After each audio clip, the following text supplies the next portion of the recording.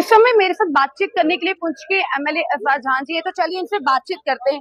आज आपने सवाल उठाया है असेंबली में कि राशन कार्ड की बात करें कि जो बीपीएल वालों को एपीएल दे दिए, एपीएल वालों को बीपीएल दे दिए गए हैं, और सवाल भी आपने किया, जवाब भी आपको अब तक नहीं मिले, उस पर आप क्या कहेंगे सर? देखिए, बहुत बड़ी एक चोरी जो है वो यहाँ पे हो रही है और ऐसी चोरी चल रही है इसका कोई जवाब नहीं।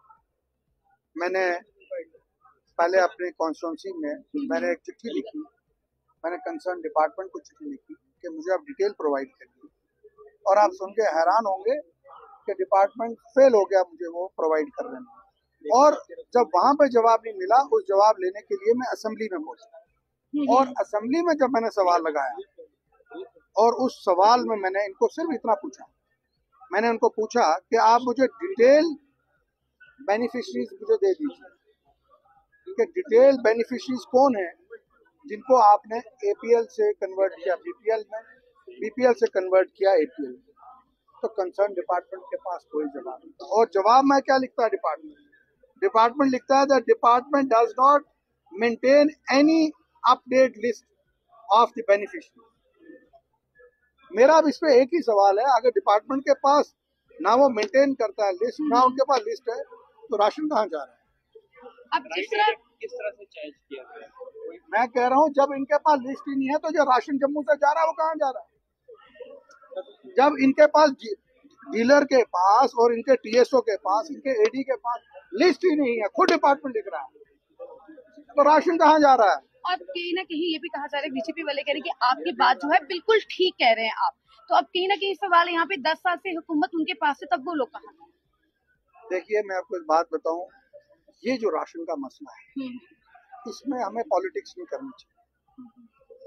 ऑनरेबल प्राइम मिनिस्टर साहब जो बीजेपी से हैं वो भी चाहते हैं गरीब को राशन मिले, वो भी इस पे सियासत नहीं करना तो 10 साल है। वही गवर्नर साहब भी चाहते हैं कि उनको मिले और चीफ मिनिस्टर साहब भी चाहते हैं राशन उनको मिले, लेकिन पिछले 6-7 सालों से ये जो मुलाजिम है, क्योंकि गवर्नर साहब के पास वो इलेक्टेड रिप्रेजेंटेटिव नहीं थे जो उनको फीडबैक देते थे, और मैं कहूंगा इसमें 100% अगर कसूरवार है, मैं एलजी साहब से गुजारिश करूंगा कि इनके सीआईडी विंग और जो इनकी एजेंसियां हैं वो सबसे बड़ी कसूरवार है, जिन्होंने उनको फीडबैक नहीं दिया।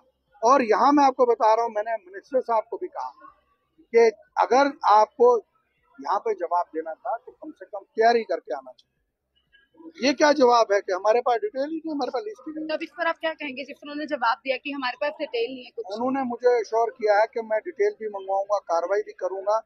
मैंने एक ही बात कही है, जिस दिन हम इंसाफ करेंगे उन लोगों से, गरीब लोगों से, उस दिन हमारी जीत होगी। हमारी जीत इस हाउस में बैठने से नहीं है, हमारी जीत यहाँ पे ये जो गवर्नमेंट ने हमें गाड़ियां दी है उस गाड़ी में बैठने की हमारी जीत नहीं है, या यहाँ पे मीटिंगें करने की हमारी वो नहीं है, या हमारे मंत्री हजरात फ्लैग लगा के गाड़ियों में चले और सरकारी बिल्डिंगों में बैठे, वो हमारी जीत नहीं है। हमारी जीत उस दिन है जिस दिन हम जम्मू कश्मीर के लोगों को बीपीएल और एपीएल के जो जायज हकदार हैं उनको राशन टेबल पर।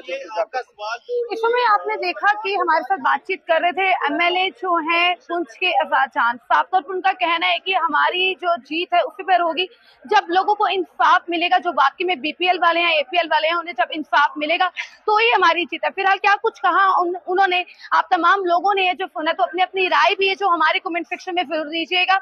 और जानकारी और अपडेट्स के लिए जुड़े रहें, बने रहें इंडियन